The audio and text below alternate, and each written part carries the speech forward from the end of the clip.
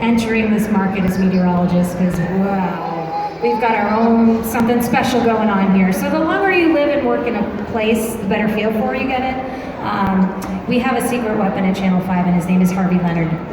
Yeah, he's an amazing forecaster. I've loved my time at Channel 5 working with him. I've learned a lot from him, but he is an excellent forecaster. So we use tools, but we also use our own experience, and it's a combination, much like broadcasting. You wear the different hats when you forecast, you do as well. Yeah, and I was going to ask, you do some collaborating with your colleagues. Do you ever just say, does Harvey have the last word? You know, whenever I have a difference of opinion, I always have to back it up and explain why. And every now and then, you know, we'll kind of, you know, but typically Harvey's seen it before, and that's happened before, and yeah, but we always are collaborating.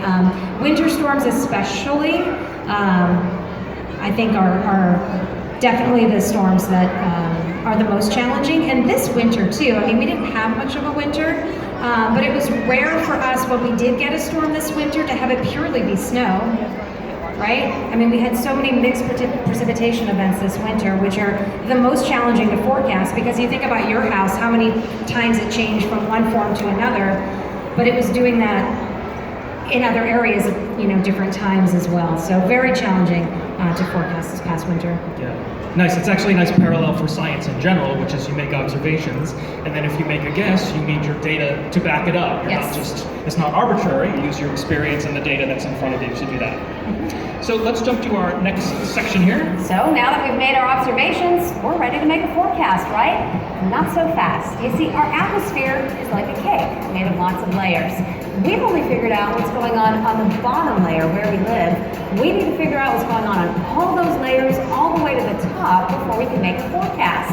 So how do we figure out what the weather's doing above our heads? Well, have you ever heard of a weather balloon? They've been taking upper air observations since the 1930s, 2 times every day, from about 100 locations across the country. The National Oceanic and Atmospheric Administration launched these balloons into the atmosphere, where they measure temperature, humidity, pressure, and winds from just above the ground to 20 miles high in the sky.